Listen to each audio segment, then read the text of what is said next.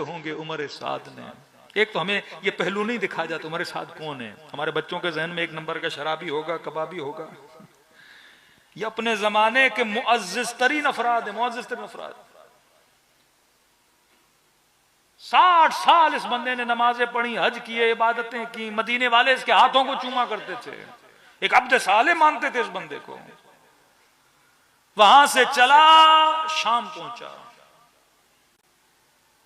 अकीदा गलत था ना कि जो हाकिम हो वो क्या है, खलीफा है। खलीफे की इताअत क्या है, वाजिब है। अमीरुल मोमिनीन कहते थे खलीफा कोई भी बने। ज़ियाउल हक भी तो था, लोग कहते थे अमीरुल मोमिनीन। अकीदों का बिगाड़, जिनकी जड़ें, जिनकी सृष्टें खराब हों, पहुंचा वहां। क्यों पहुंचा? आप आके में वक्त हैं, इस वक्त आप मोमिनों के अमीर हैं यजीद साहब। 60 साल मैंने अल्लाह की इबादत की है, लोगों की खिदमत की है। कब बताइए, साहबी रसूल का बेटा है, साद इब्न अबी वक्कास, फातिह ईरान। कद देखिए आप अभी भी हाकिम बने हैं तो हम भी चाहते हैं कि अमरार हुकूमत में, इस्लामी हुकूमत में कोई खिदमत का हिस्सा डालें। मेरे अब्बा ने भी डाला था, तो हम भी चाहते हैं कि हम भी हुकूमत की खिदमत करें। मुझे कोई शौक हुकूमत नहीं है, आखिरी जिंदगी चाहता हूं खिदमत करूं इस्लाम की, दीन की। तो यजीद ने कहा कहां खिदमत करनी है, मुअज़्ज़िज़ हैं आप, जहां जो बोलें आप। तो इन्होंने कहा कि क्योंकि मेरे वालिद की बड़ी मेहनतें हैं फतेह ईरान में, तो लिहाजा वहां की अगर हाकिमियत मिल जाए तो जिंदगी के आखिरी साल में ईरान में तबलीग पे गुजारूंगा, उम्मत की बेहतरी में गुजारूंगा और वहीं अपना मस्कन इख्तियार करूंगा। यजीद ने कहा कोई बात नहीं। उसी वक्त लिख के दिया कि हम आपको शहर रे की हुकूमत का वाली बना देते हैं।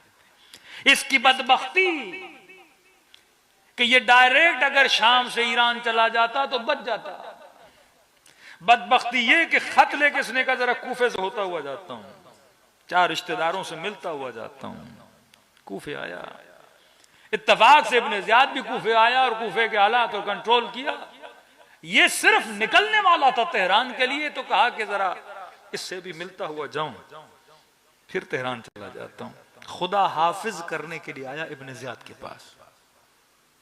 जनाब इब्ने ज़ियाद, कहिए कहां से आ रहे हैं? का शाम से आ रहे हैं। कहां थे? का बस बुढ़ापा आ गया है, जिंदगी के आखिरी लम्हात हैं, दिल है कि इस्लाम की खिदमत की जाए, तबलीग दीन की जाए, तरवीजे दीन की जाए। कहां खिदमत कर रहे हैं? का बस यजीद साहब ने ये लेटर वेटर दिया है, शौक नहीं था हमें, बस दे दिया है। हमारे वाले साहब की बड़ी मेहनतें हैं, ज़ाहिर हम जाएंगे शहर रे में। का जरा दिखाइए। इसका लेटर लिया, इससे लेटर रखा साइड में। का जरा मेरे वाला लेटर भी पढ़ लीजिए।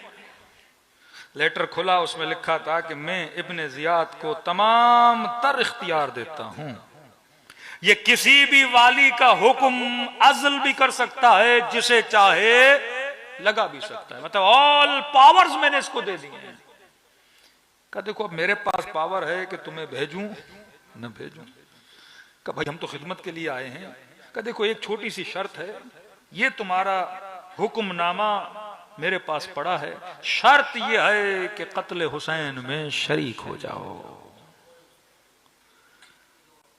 अल्लाह भी बार बार मौका देता है कि देख आगे न बढ़, ये हुक्मनामा छीन लिया है तो रुक जा यहीं पे। इसने कहा हुसैन कहां, हुसैन को कैसे कत्ल करूं? का फिर पड़ा हुआ है, नहीं करना ना करो, हुक्मनामा यही है, मेरे पास इख्तियार है, मैं शहर रे का हुक्मनामा तुम्हें दूंगा ही नहीं। घर गया, पूरी रात सोचता रहा। एक तरफ मोहब्बत रे की हुकूमत, एक तरफ नवासे रसूल। तो जहन में वही आया, कम मैं करबला ज्वाइन करूं या न करूं फर्क क्या पड़ता है, हुसैन ने तो वैसे ही शहीद हो जाना है, तो रे की हुकूमत को क्यों छोड़ूं? और कहा कि हुसैन को क्या पड़ी है यजीद के मुकाबले में आने की। ये बातें बाज लोगों ने की। कलियादु बिल्लाह, ये उम्मत में क्या खड़ा कर रहे हैं? फितना खड़ा कर रहे हैं। अगर उम्मत जमा हो गई है तो हुसैन इब्न अली को भी जमा होना चाहिए। तभी का अगर रे की हुकूमत के दाने की तेरे दिल में हवस है तो कहा फिर हुसैन के दर पे ना आया करो। हवसवास बंदा कभी आशिक हुसैन नहीं बन सकता। एक शहर रह की हुकूमत ने इस बंदे को क्या बना दिया? कातिल इमाम हुसैन बना दिया। खुद आशूरा के दिन इतनी मुलाकातें इमाम हुसैन की किसी के साथ नहीं जितनी अपने साथ के साथ हैं। बार बार आते हैं, पलटा पलटा पलटा। अब मेरा पहला सवाल, जरा सोचिए कितने हज किए हैं इसने, कितनी नमाजें पढ़ी हैं इसने। शेमर 17 हज करने वाला मुअज्जिन लश्कर यजीद का। इब्ने साद पेश इमाम है, नमाज पढ़ाता है, पूरा लश्कर इसके पीछे।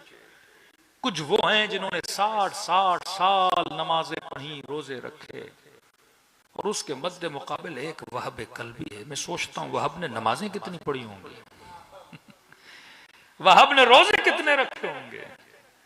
चंद दिन का मुसलमान इनकी 60 साल की नमाजों पे भारी हो गया।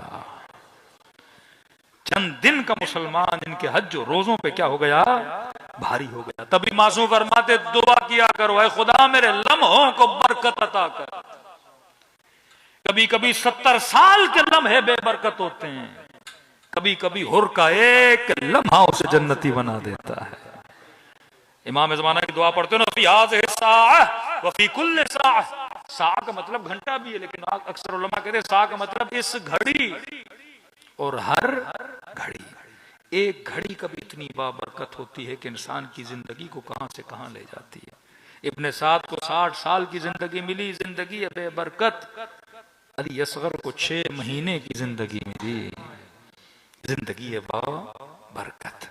तो ये जिक्र जो इमाम हुसैन का जिक्र है, ये जिक्र बाबरकत है। इसमें बरकत इतनी है कि अल्लाह दिन ब दिन इसकी तादाद में क्या करता जा रहा है?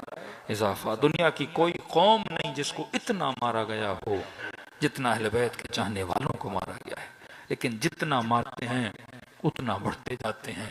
छठे इमाम, इमाम जाफर सादिक,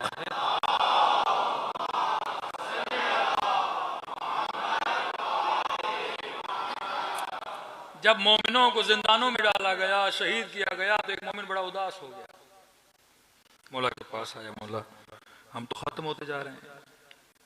मौला फलां को भी शहीद किया, फलां को भी शहीद किया, फलां को भी शहीद किया, कभी करबला, कभी जनाब ज़ैद, मुख्तलिफ लश्करों के नाम लिए। मौला इस तरह सिलसिला चल गया तो शिया बचेगा ही नहीं। मौला के चेहरे पे मुस्कुराहट आई।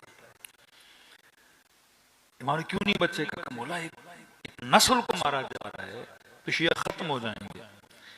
तो इमाम ने कहा ये दलील है, जो ज्यादा कटे वो खत्म हो जाएगा और जो नहीं कटता वो बाकी रह जाएगा। मुझे तो ऐसे ही लगता है कि 10 लोगों को मार जाए वो खत्म हो जाएंगे, और 10 लोगों को न मारा जाए तो बाकी रह जाएंगे। अब ये मिसाल इमाम ने दी। इमाम ने कहा कि ये बता, बकरी साल में कितने बच्चे देती है? 2-3। इमाम ने कहा साल में कितनी बकरियां खाई जाती हैं?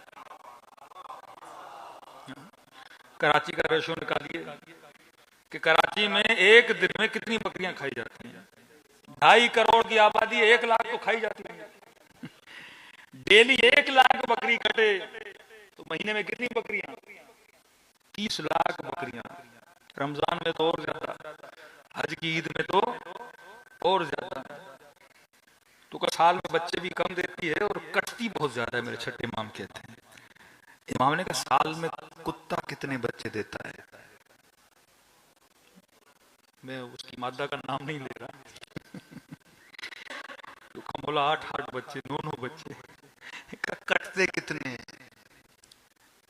कमोला एक भी नहीं कटता। तो इमाम ने कहा कहीं तुमने देखा कि 400 कुत्ते एक साथ जा रहे हो?